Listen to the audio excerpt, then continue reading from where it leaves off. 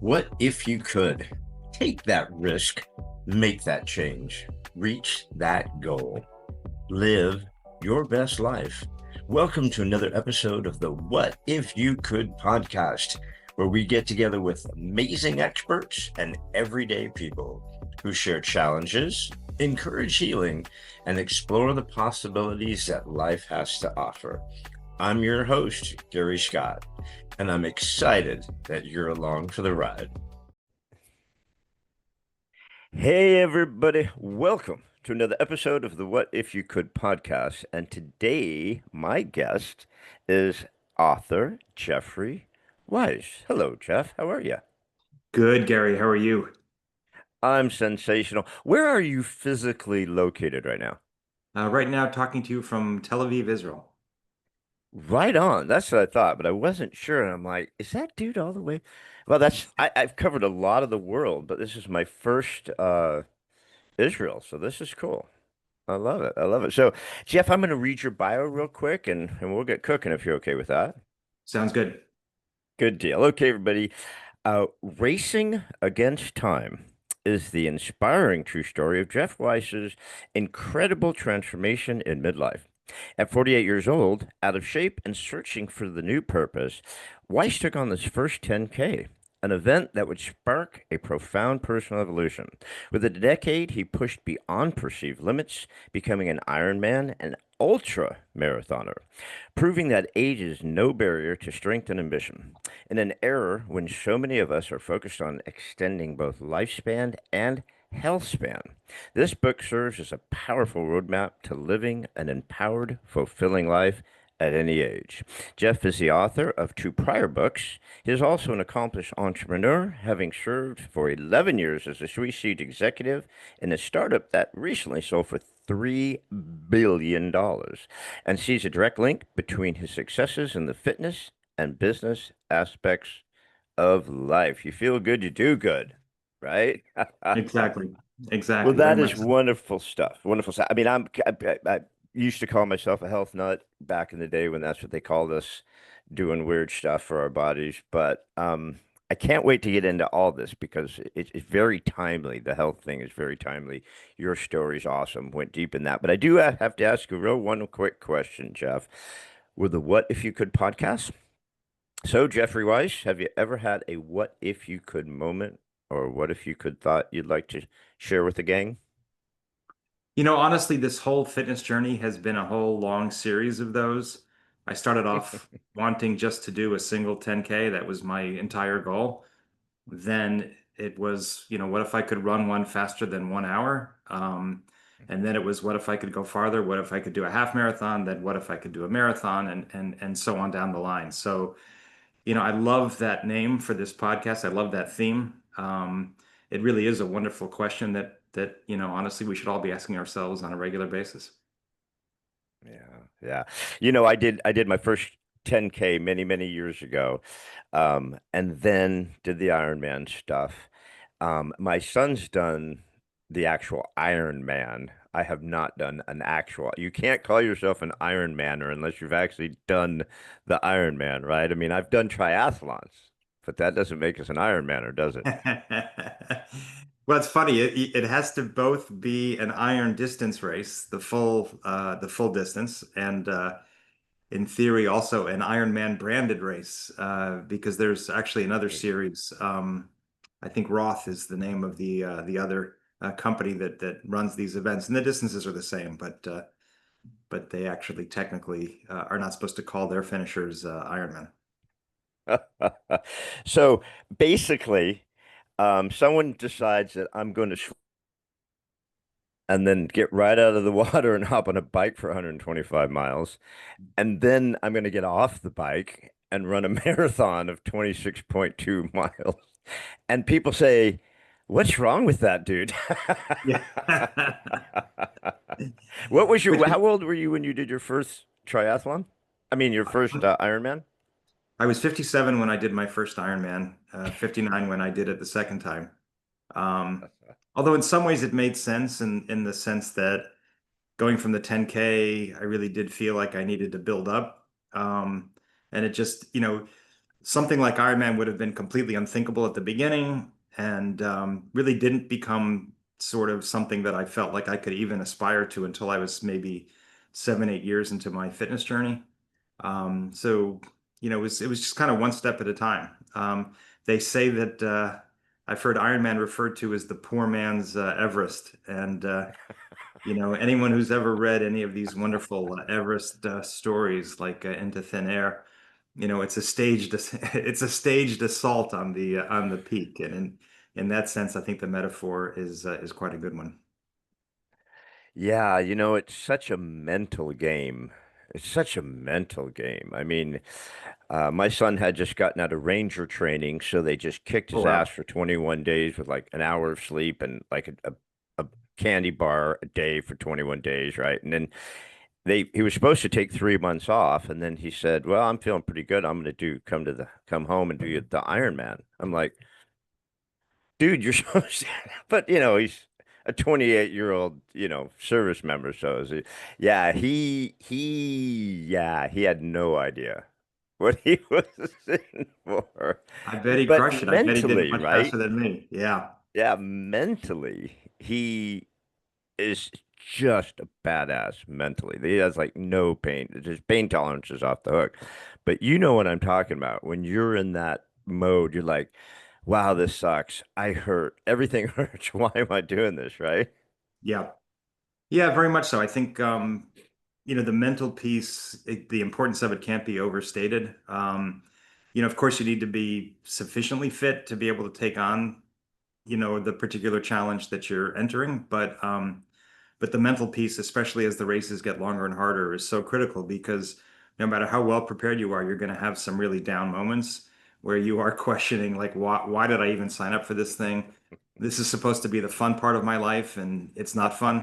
And if you have a bit of an injury, and so you might have some fairly serious pain, and so you really do need to be in touch with your why and the whole reason why you're out there, and be able to kind of push through all of that.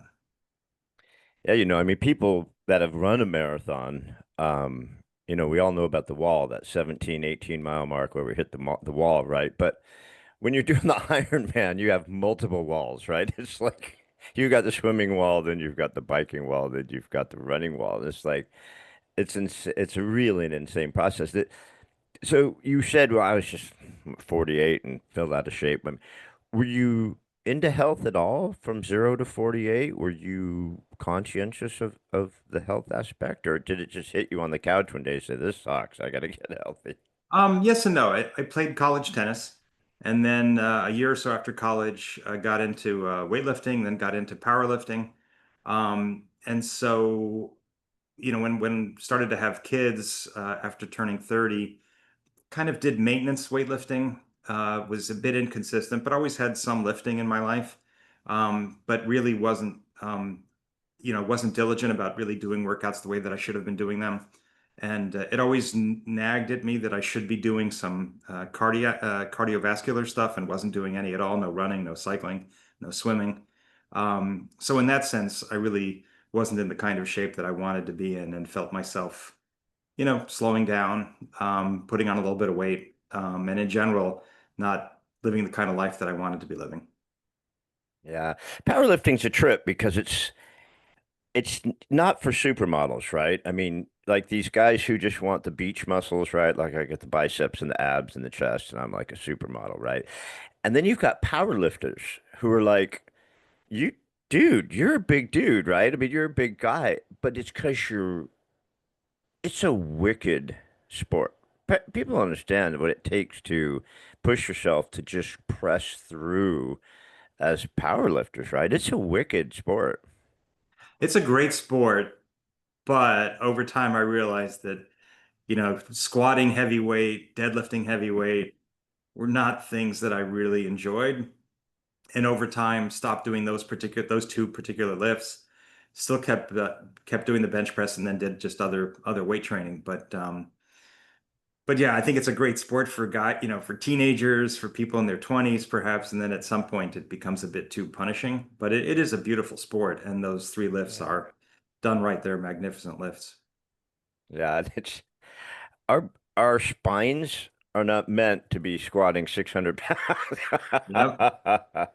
I agree with compression, that. it just wasn't created for that type of thing. But the book is more than just about your journey with the physical, right? I mean, there's a lot more to tell us about racing against time and what's going on with the book. So I think basically for me, what was what made me feel like there was something here worth telling was not just the story, which, we've heard a lot of versions of the story that I was out of shape and I started to work out, and then lo and behold, before I knew it, I was doing marathons and ultras and much longer races. It was more than that. It was the time of life in which it took place, during a time of life when most of us are slowing down.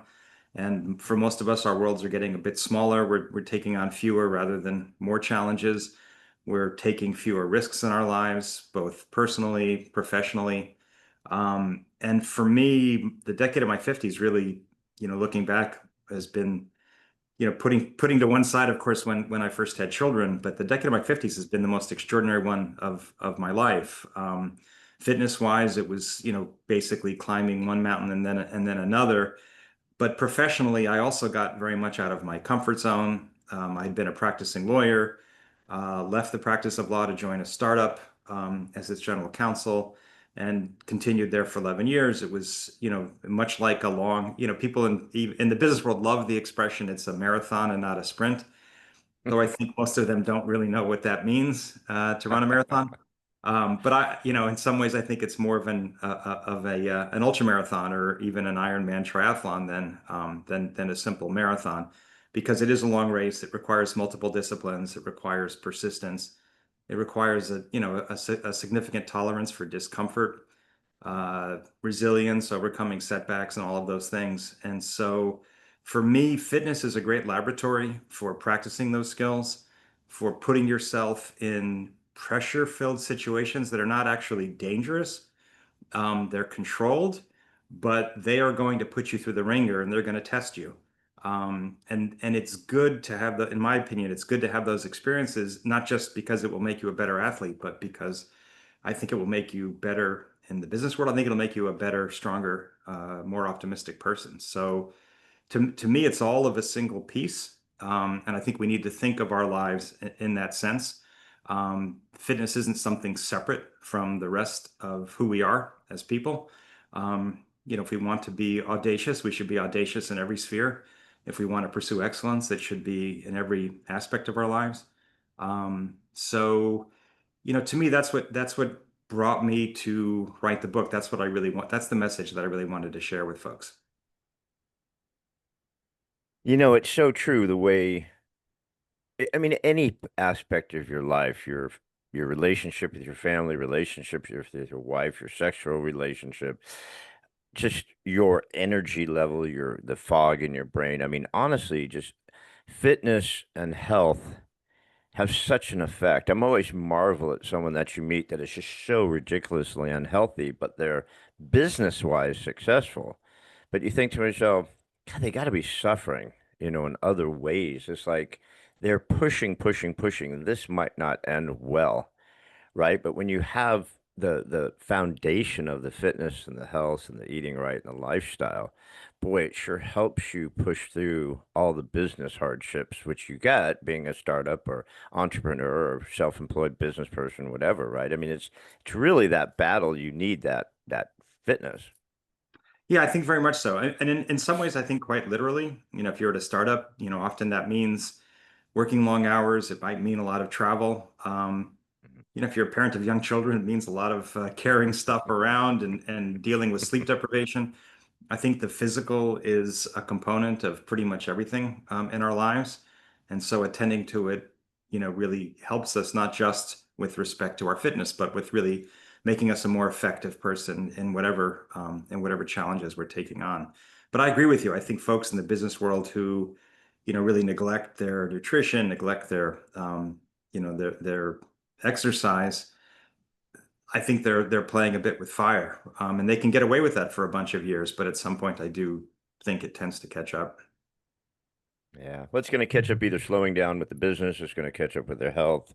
Hopefully it doesn't, have a hit the wall effect. But, you know, here in America, wow, we have like zero food. I mean, our food is decimated, our water's getting crazy. The pharmaceutical industries own everything, the tobacco industries now on the farms. It's like, what's it like in Israel? I mean, is the food better? Do people eat differently? What's the mindset there as far as health compared to America? I guess there are a couple subtle differences. I think one, I think in the States, we tend to talk a lot about eating locally grown foods. Well, Israel's a small country, so basically everything is locally grown. So lots of fresh fruit, lots of fresh vegetables. And that's a good thing. And these big kind of Middle Eastern style open markets are a popular thing. And so you can get lots of fresh produce there, which is quite wonderful. I think the other thing that to me I've really appreciated is folks are active here. I live in Tel Aviv. It's a beach city, and when I walk along the beach, I see not just volleyball games. I see there's a type of volleyball that is very popular now where people play just with their feet. Uh, and some of the really extraordinary ones can spike just with their feet, which is extraordinary.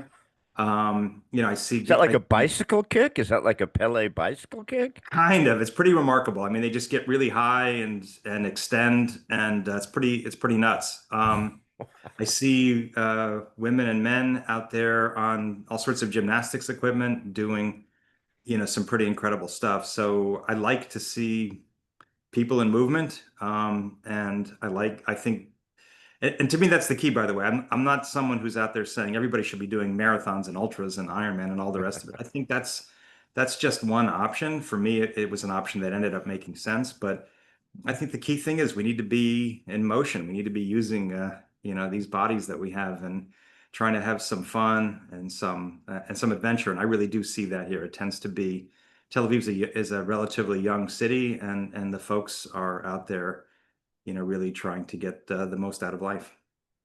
Yeah. Life's more fun when you're fit.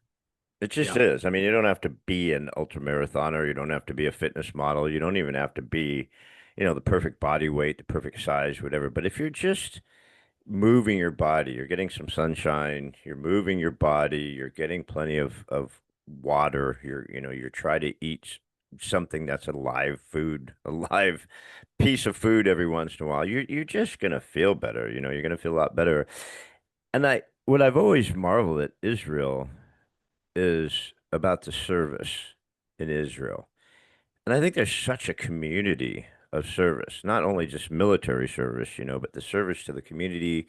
You've got the entire world attacking you like every 10 minutes. It's like you're always on guard. And I think people want to be fit because of that. I mean, I think people want to be healthy. They don't want to be, hey, man, we need to be sharp on our game because it's kind of us against the world, right? Well, that's another thing that I've appreciated about being here, and I moved here a little over 3 years ago.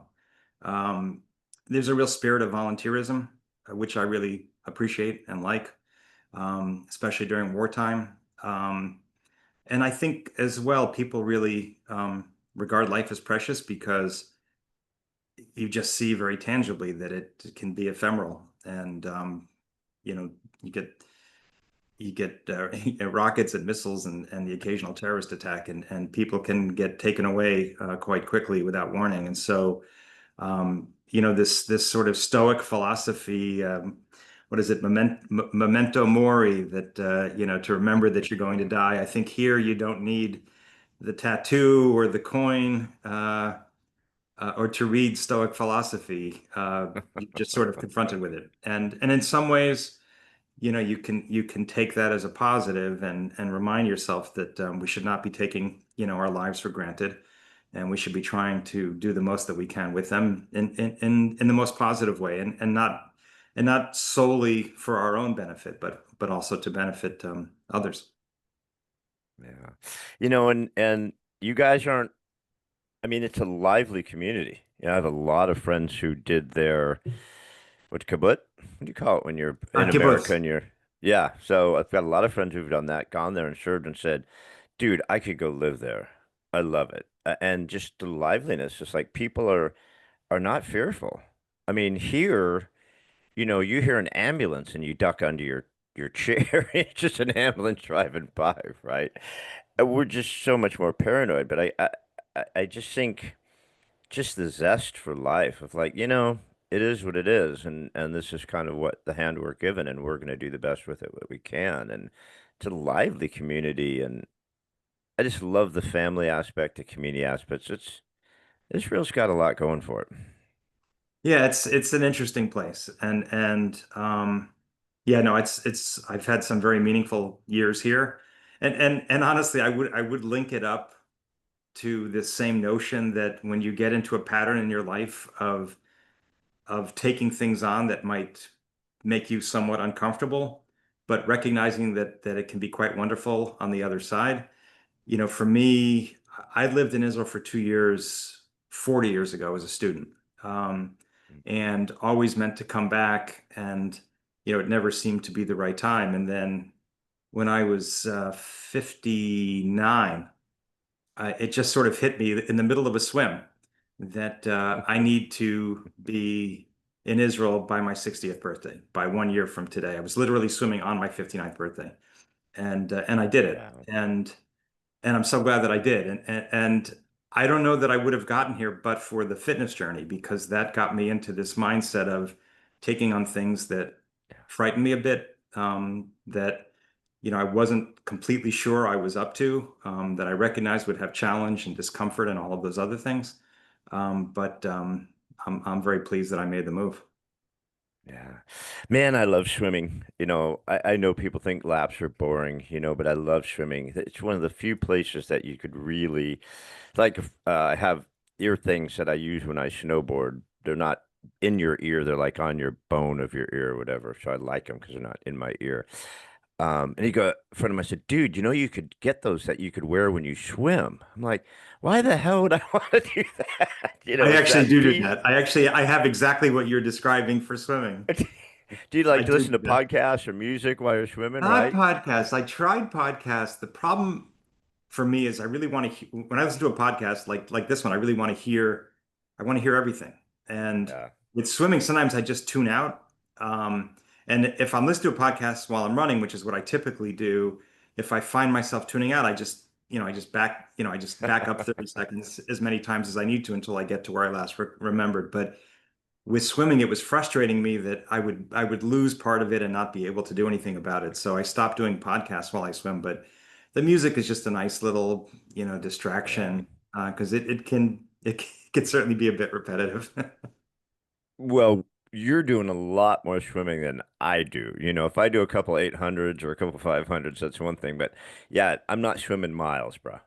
I'm not swimming miles at a time. Unless like a shark is chasing me or something's chasing me, Yeah, then I'll go a agreed. couple miles. But Agreed. my Yep, that wife would and I do are it. big time scuba divers, and we actually go towards the sharks, not away from the sharks, because we love the sharks.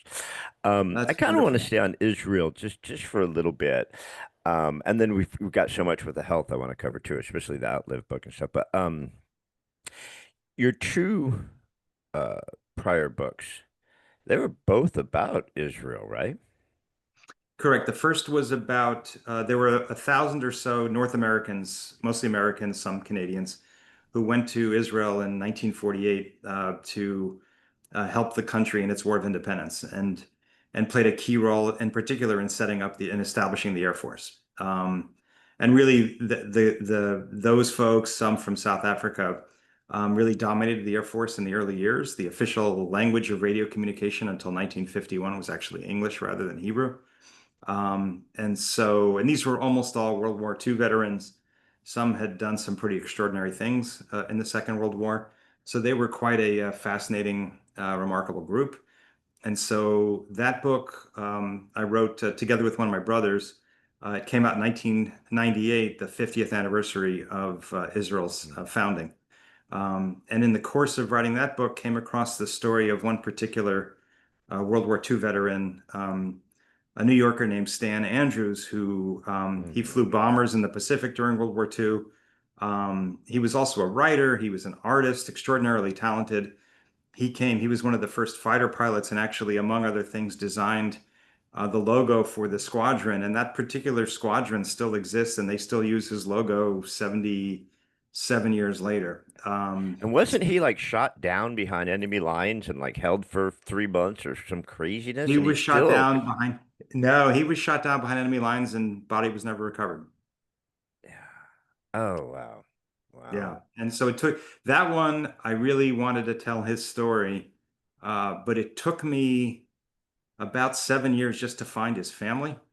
Um, because I could not find anybody who was in touch with his family and he did not have a searchable last name. Andrews was just too common of a last name, but I did finally track them down. And then it took me probably another 14, 15 years to fill out his story, visiting archives, tracking down high school classmates, college classmates, World War II squadron mates. I even went to a squadron reunion of his and met some of his fellow pilots there. So that took quite some time, but it was kind of like a treasure hunt, and it was very much a labor of love. I really thoroughly enjoyed every minute of it.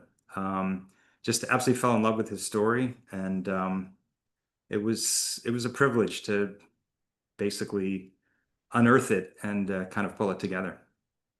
Wow. Wow. So one of them's, let's see, I am my brother's keeper, right? That And the was other the one's first one. fighting back. Which, so And Fighting what Back are was the the second. two?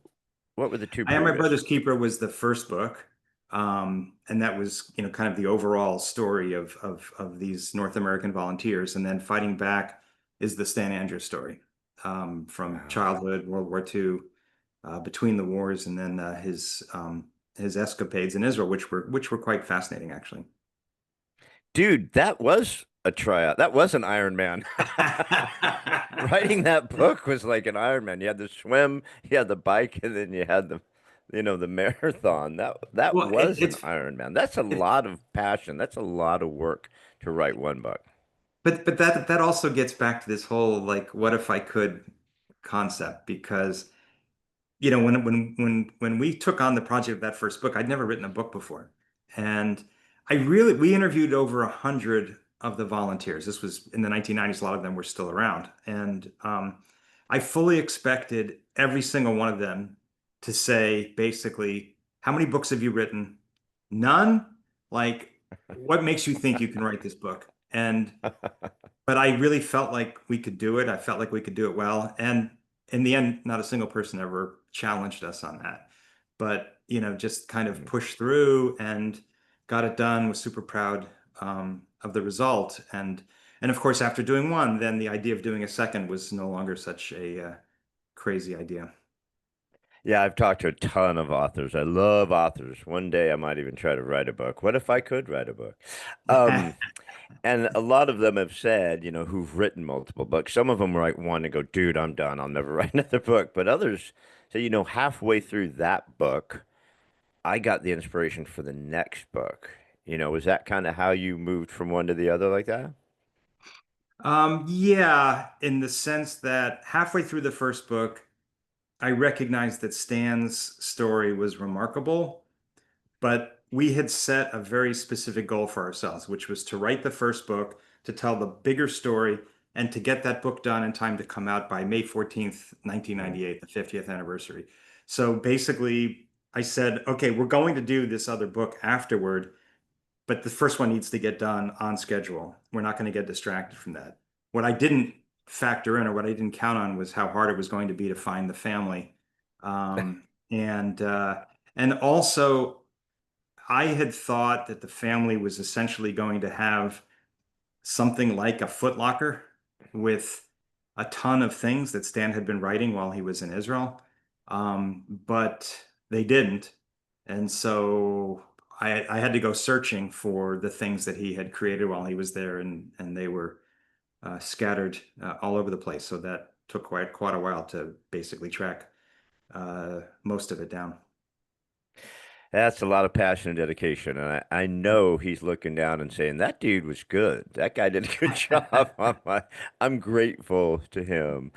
We could go down the Israel Israeli Israel rabbit hole forever. I mean, it's in the news so much right now, and but just I I would it would bother me if I didn't kind of go into it a little bit because um my mom's first husband was Jewish.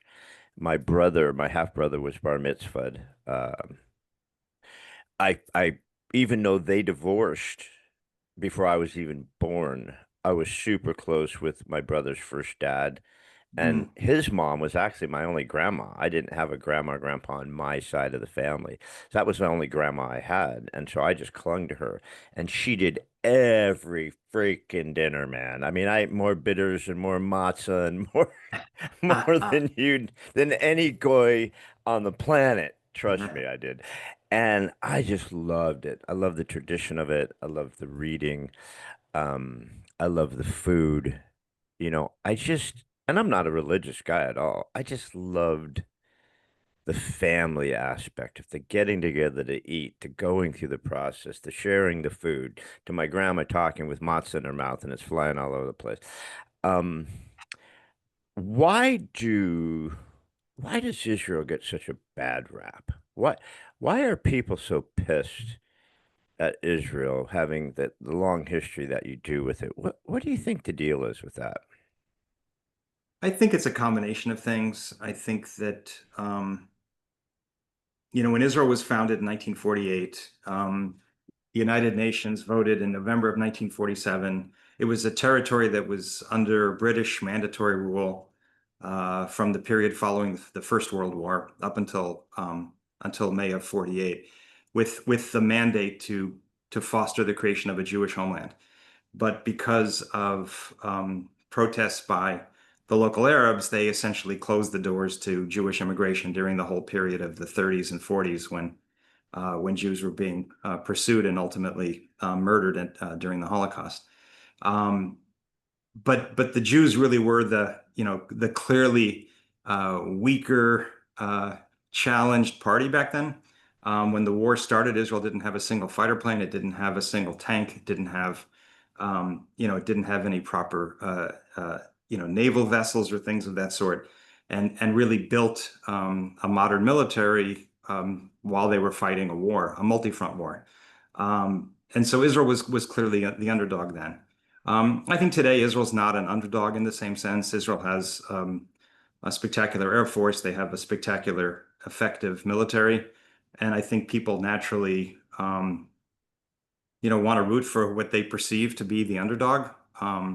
And I think that the other side has done a terrific propaganda job of persuading that they are the ones who are being oppressed, that they are the underdog.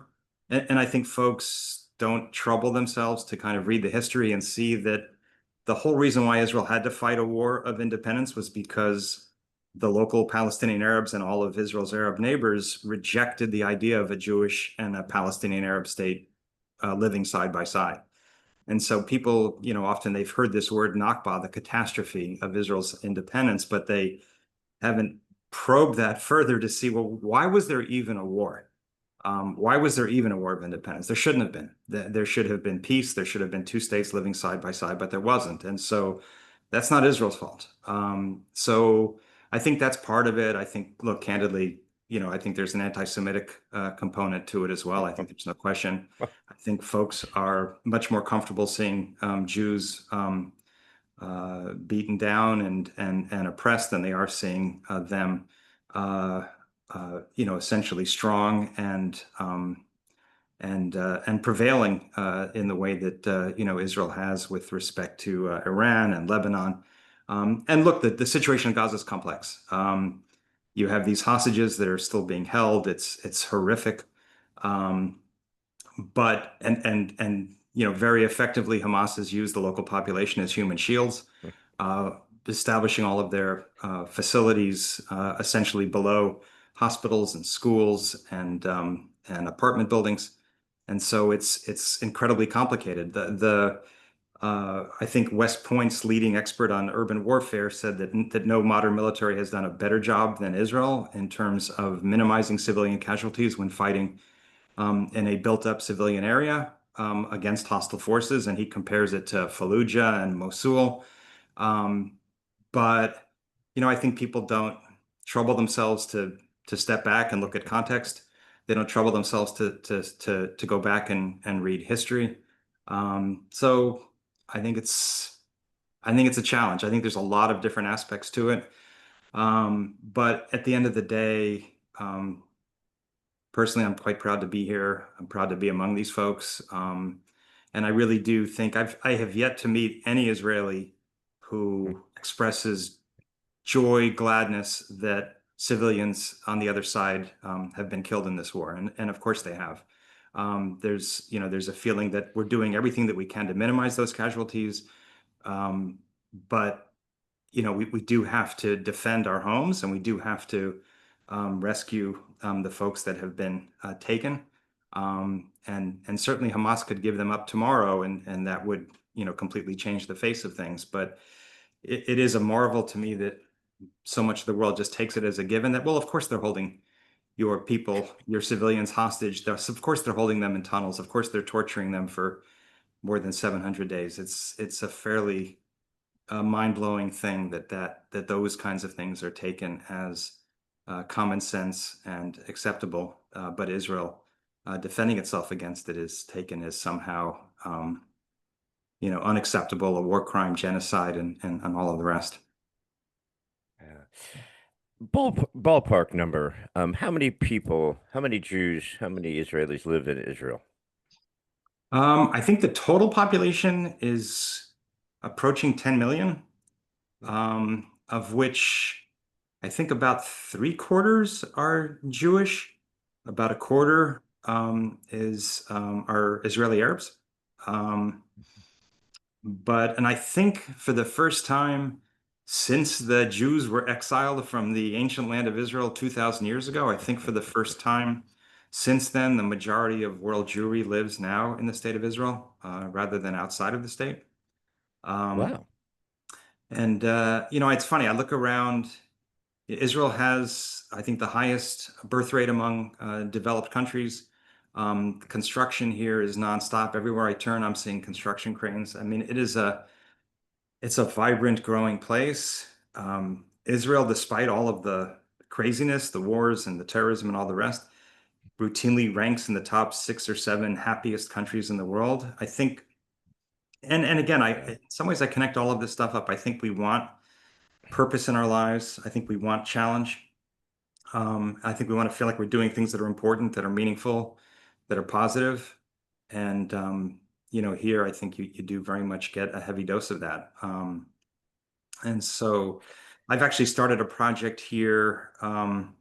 There's a practice in this country, both with respect to the people who were murdered on October 7th at the Nova Festival, and then with respect to soldiers. Very often the family puts out a sticker, almost like a bumper sticker, with a picture of the person that they've lost, their name, if they were in the military, perhaps the unit logo. And then they include almost all the time some type of slogan, something inspirational, positive, things about, pain is temporary, victory's forever, love your neighbor, even if he's not like yourself. So many different positive, just, important to smile, important to be joyful. Um, I think one of them was like, there are 1,000 languages and a smile speaks every one of them. Like this kind of thing, like about being loving and joyful and positive and aspirational and daring and all of the rest. And there's no rejoicing in being killed in combat or in killing folks on the other side during wartime. It really is about choosing life and about leading a proper, meaningful, um, good life. And so I've started a project to essentially capture these stickers, to preserve them, to categorize them based on the different types of messages. We've shot a bunch of videos with individual families, um, and it's been the one small thing that I've found that I can do that makes me feel like at least I'm contributing something during this this time of war. So. Yeah, it's been quite an experience for me. Yeah, I mean, we can go on about that. I just wanted to touch on it a little bit because you're there and it's such in the news and just America's just lost their mind. And just from what I grew up with, I just kind of wanted to touch on that. It means a lot to me. So thank you for walking me I through appreciate the that. questions. So yeah, I think it's important. I think, like a young man who just got murdered said, when we stop talking is when things go sideways, right? So Yeah. I'm glad we're talking. But so let's go back to Race Against Time and the book, but also about Outlive. You mentioned Outlive, the book Outlive, in some of your writing. So Peter Attal, Attal, Atia. Attia. I have the book, and I tried to read the book. It wasn't working for me, and I'm not really into audiobooks. I just drift off too much. However, I decided to listen to that on audiobook, and it's like 18 hours of audiobook, and he's reading it, which is kind of cool. Um, how much of your journey with the race against time, how your health ideas have changed, things like that. How far are you taking that down the rabbit hole? I mean, what other changes are you making besides just getting exercise? What I'm trying to focus, it's so the Peter Tia book focuses on two related but not identical concepts. The one being longevity, how long we might live, and the other being health span, the portion of our lives in which we are essentially free from disease, fit, healthy, and all the rest. And he very properly puts the primary focus on we want to increase our health span. And I think there, and he also emphasizes that exercise is the single most important thing that you can do to increase your health span. And he even goes so far as to say, which I love and agree with, he basically says, look, if I knew for a fact that it would shorten your life by 1 year, I would still recommend it to my patients because of these enormous health span benefits that it provides. Um, Now, he also talks about other things that we should be doing to improve our health span and perhaps ultimately our longevity. Although for me personally, I'm not really at all focused on the longevity piece. I'm operating on the assumption that everything that I do will not make 1 day's difference in terms of how long I live, but I know that it is changing how I am living. I know it's changing my health span. I'm experiencing it. I'm 63 years old, and tomorrow I fly to Germany to run the Berlin Marathon on Sunday, and I'm still doing these things, still enjoying them, and it's because it's because of the work. Um, but so he also talks about sleep, and I'm working on my sleep. I track my sleep now. I've tried to deal with all the or to address the different aspects of good sleep hygiene, a dark room, a cold room, kind of a regular bedtime, a structure with respect to getting up more or less at the same time, that kind of thing. I'm, trying to do a better job with my nutrition. I've started to do ice baths in the last year or so. I do those twice a week. I started to do yoga. Um, yeah, I'm just in general looking always for different things that I can do to improve my situation, but in ways that I enjoy. I enjoy actually sleeping better. I actually enjoy the ice baths, or at least stepping out of the ice bath if I haven't done it. But I but thought yeah. you were crazy before, but now I know you're crazy. Those ice baths are brutal. Ah, yeah. Ooh, hurt. I don't remember who said it. Some old actor from the 20s, or I don't know who said it, but somebody said, hell, if I knew I was going to live this long, I would have taken better care of myself. Mickey Mantle. Right? Who Mickey was Mantle that? said it. It was Mickey Mickey Mantle. Mantle. Because all the Well, men in yeah, and his if life basically had died, I think by the age of 40. His dad, I assume his grandfather as well. Yeah, so he had Mickey he Mantle. led a wild life and always assumed he was going to follow the same path. It's funny because Babe Ruth did kind of the same thing, but Babe Ruth didn't get that knee injury when he was young. I mean, Mick. even with his partying, even with the craziness and the booze, had he not had that knee injury, or if we had today's technology for that knee injury, oh, Yes. sheesh, he would have broken every frickin' record there was. He was unbelievable. Or you look at Ted Williams missing 5 years of his life too. But yeah, Mika, but it's such a beautiful thing. I think you could hate RFK Jr., which 50% of our country does, or you could love RFK Jr., which 50% of our country does. But it's bizarre to me that a guy can come along and get these major companies to start changing their recipes within 5 or 6 months of being in office, that they've been using the same garbage for the last 30 years to poison us, right? And he comes in and says, get rid of this, get rid of that, which is going to make people healthy. And people are mad at him about it in America. It's the most bizarre thing. And like I said, you could love him or hate him, whatever, but there is a movement in America finally, after abusing our bodies with crap for so long, to get healthy, to eat healthier. I always get mad at my friends who are out of shape and fat. And I go, dude, you're out of shape and fat. And I'm 62, right? So it's like, dude, we're old now. Yeah. It's like it's hard to eat healthy. I'm like, that is such bullshit. It is not hard to eat healthy, right? Um, it's just a I, mindset, right? It's just a mindset. well, I think it's hard. I mean, for me at least, I became a vegan in 2013. It was hard for a month.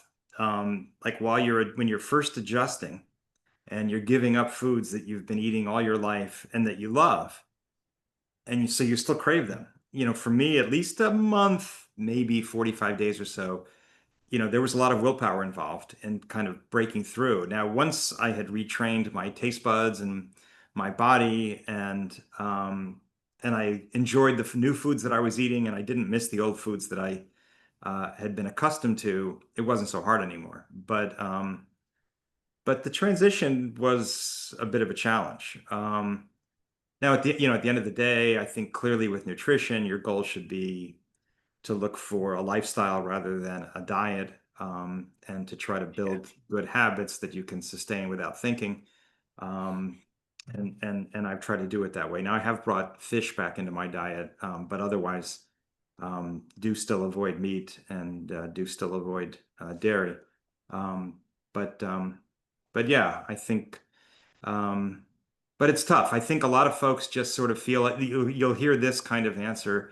You know what? I'd rather live 5 years less and enjoy my life than make all these sacrifices and make my life so unpleasant. But I think, folks, it's easy to give away when you're 40, it's easy to give away the last 5 years of your life. But I think it's not really a good exchange. And then I think B, um, you absolutely can enjoy your life. I would argue even more if you are doing the right things to live healthier, because you'll be able to do more stuff. You'll be able to have more fun. You'll have more energy. You'll be Yeah, more. chase the grandkids, pick up the grandkids. I mean, it's like when I turned 62, that was one of the things I started journaling more on to say, okay, so from 62 to 72, then from 72 to 82, 82 to 92, 92 to 102.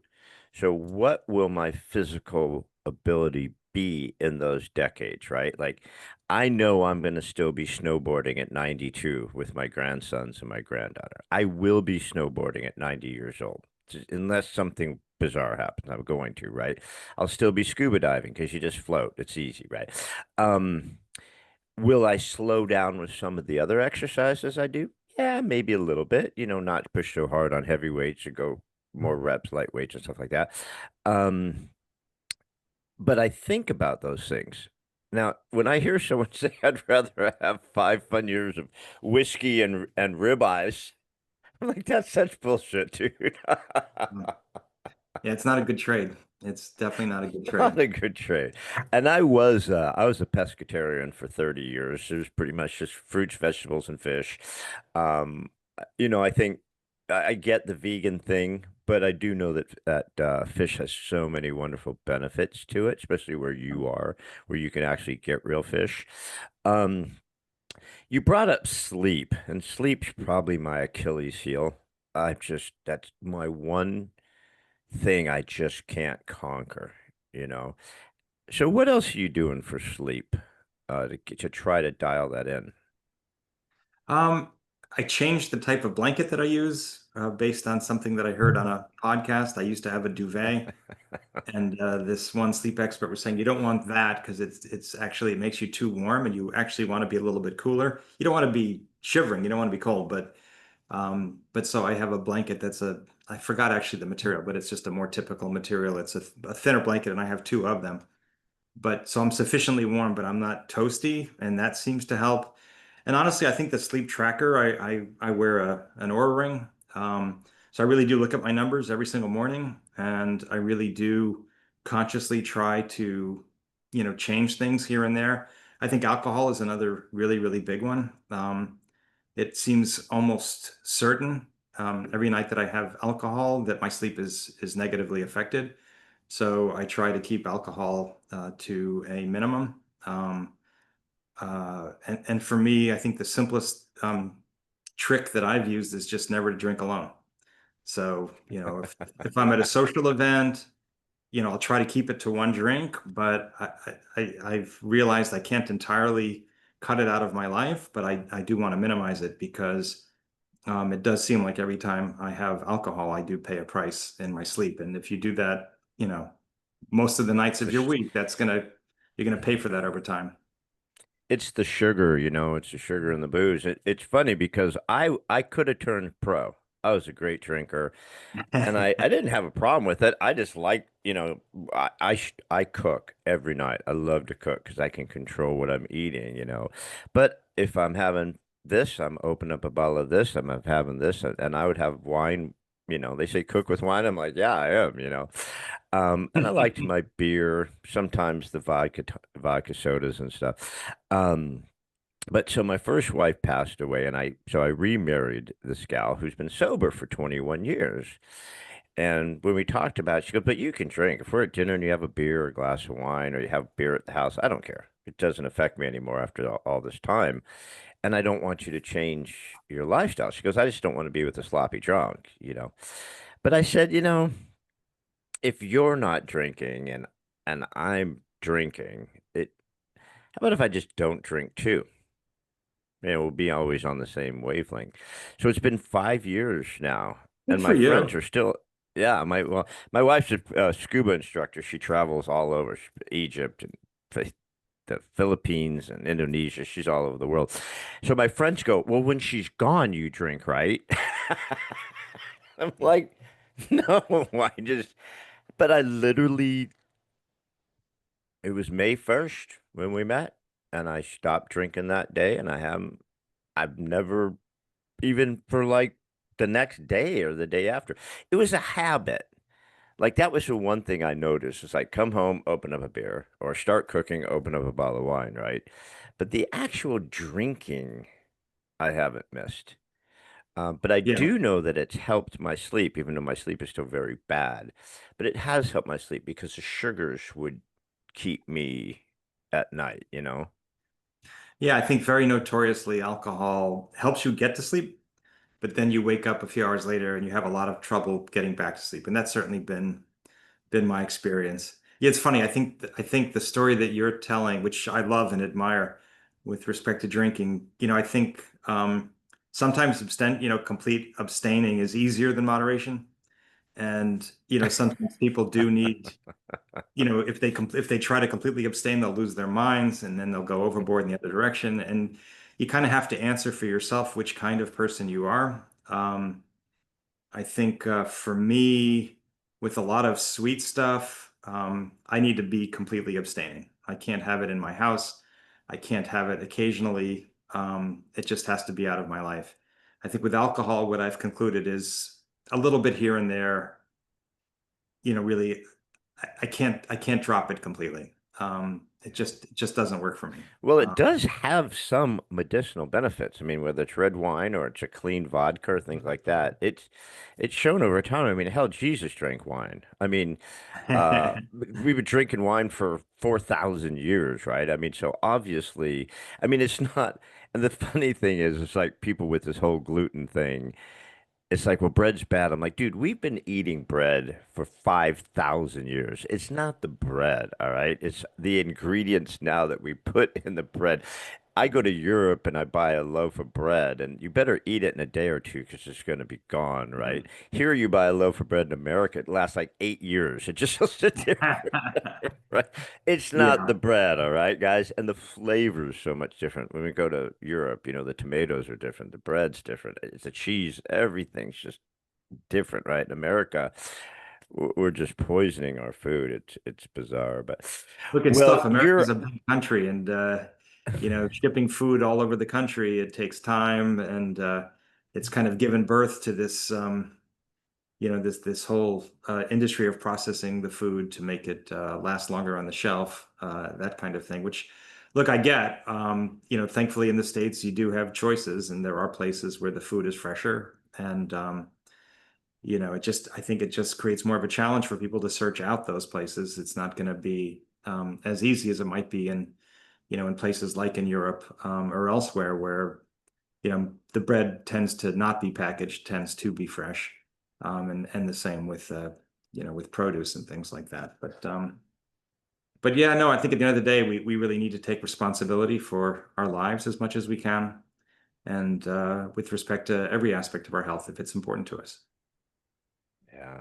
So you're on your way to Germany to run a marathon.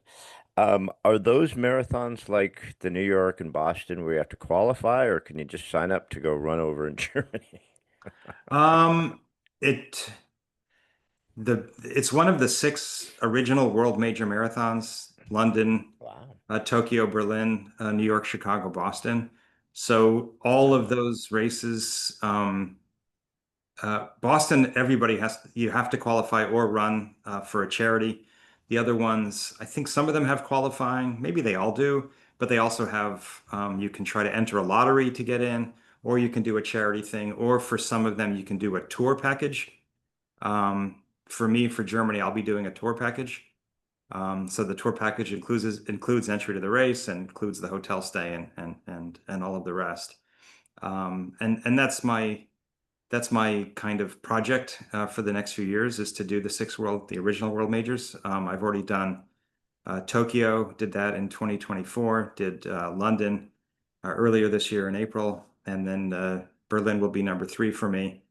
And then that will leave the three American races: Chicago, New York, Boston. And hopefully I'll be able to knock those off in 2026 and 2027. Um, and that's at this point, that's my goal. I'll be around 65 when it ends, if all Well, holds don't you worry, together. young man. One of my good buddies ran the New York Marathon at 78. Ran Wow. the Boston Marathon at 75. He's done Wow. Chicago, LA, San Francisco, New York. I think he did London. I'm almost positive he did London also. So I don't know if he was chasing those, but I know he did New York, Boston, Chicago, London. He's done a bunch in the States and stuff like that. And he started running late, and he's still running them into his 80s. So Wow. John's a That's amazing. badass. Yeah, John's a badass. And it's because he's a stubborn son of a bitch. That's what it is. John It is just helps. a stub. It But he helps. looks he looks amazing. He and his wife Ann, late 70s, early 80s, they look amazing. And a lot of anybody who knows them will tell you that they're really good people. There's something about fitness, nutrition, eating right that I found are just solid people too. Because it takes a certain type of person to take care of yourself and to want to help take care of other people like you are with spreading all your words and stuff like that. But I've rarely met a real douchebag who was a healthy, fit person. Well, it's funny. I think you do have to keep it in proper perspective. I think that you don't, because it does take a toll on the lives of other people that matter to you in terms of the time that you're away training, in particular. And so I think you need to be mindful of, I think everybody who does this kind of thing needs to be mindful of the impact of actions on others and to do what they can to minimize those impacts and to be respectful. And I think it's no accident. If you look at race statistics, you'll see that the biggest age groups are like, in their people in their 30s and 40s, not people in their 20s. And I think, when you're young and you're building your family, it's you've got young children at home, it's not going to be very probably realistic or appropriate to disappear for a 3 or 4 hour long run on a Saturday or a Sunday. So you have to figure out how you're going to integrate this into your life in a way that's going to not just make you physically better, but also that's going to enhance all aspects of your life, your life as a parent, your life as as a partner, and how can you do it in a way that's going to be sensitive to the needs of others that matter to you. Yeah. And it really is a whole body thing now. We're trying to take greater care of our minds, mental health, emotional health, physical health, eating right, trying to be a good person.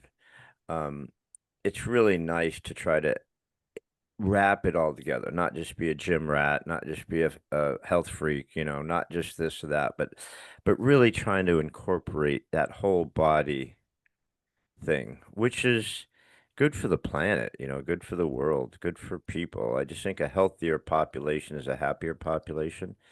I agree. Um, so hopefully we can get there. But you've been great with your time, and I know you've got to get going. Um, so Jeff, one last question. I lied earlier. I said I only had one question, but I actually have two. I'm a liar. Um, my last question before we skedaddle is, um, if you had a message for everybody, something that's close to your heart, a saying you've seen somewhere, a fortune cookie you read, something from a book.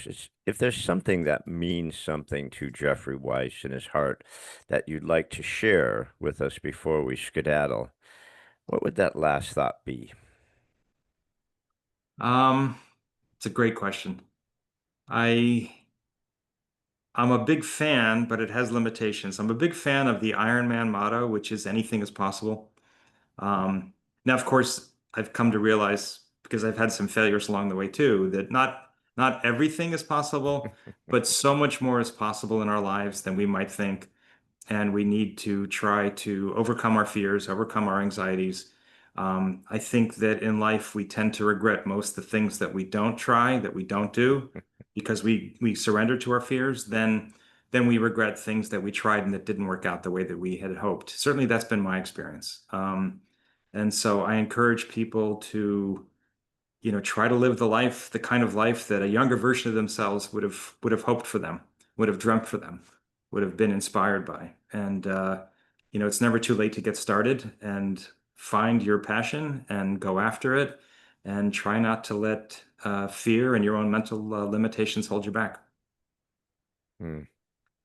Love that. Love that. Love that. Love that. We live in a world of fear, no matter what. Fear of exposing ourselves on social media, fear of trying things, fear of listening to other people's opinions. It's a world of fear, and we shouldn't, right? We should be our authentic selves and just get out there and go run an Ironman like Jeff. Well, you've been wonderful, my friend. I'm super grateful for your time. So, what is next for Jeffrey Weiss? Where can we find you? Where can we get the books? Where can we find more of you and what's cooking? Thank you so much. And I really have enjoyed this conversation. Yeah, you're amazing. Thank you. The books, all of them, Racing Against Time, in particular, the latest one, they're available on Amazon. Racing Against Time is available as a paperback, as a ebook, or as an audio version as well. And I actually do the narration for that. I have an author website, jeffreyweissauthor.com. And next, we'll see. I might write about this journey for the World Majors in a few years. I'm playing around with that as an idea, but there'll be more books. I love writing. It's something that I do first thing every day for an hour. Been doing it that way for years. I hope to do it for the rest of my life. So I'll always be looking for the next fun and interesting project. I think books are long-term relationships, you really do need to find one that you can commit to, be faithful to, and find interesting, for years and years and years and years to come. So we'll see. I love that so much. And you could tell I don't like books at all. I have books laying everywhere. My wife is like, I'm gonna kick you out of the house just so I can find space. There's a fella named Zig Ziglar who I adored, and one of the regrets I have is I never got to see him live. I don't know why I haven't. I've been listening to him for 50 years. But Zig always said, don't die with your music still in you. Don't die with your Oh, that's a music great still in quote. you. That is a great quote. And and you're not, my brother. You're getting the music out. You're getting the music out. And I'm so grateful for our time. I'm excited for this. Everybody, we were blessed with some time from Jeffrey Weiss, author of 3 books. His latest that's coming out, you've got to go get, is Racing Against Time. And you can find that, of course, on Amazon. Or just look Jeff up and see what he's doing, and can't wait for his next book. So, Jeff, thank you so much, my friend. Super, super grateful that you joined me. This was a lot of fun. Thank you so much, Gary. I enjoyed every minute of it. All right, guys. Hope you tune in, and we'll see you next time. See ya. Thanks again for joining us on another episode of What If You Could podcast. Please subscribe, like, share, and give us any feedback. We'd love to hear it. And remember, if you can dream it, you can do it. See you next time.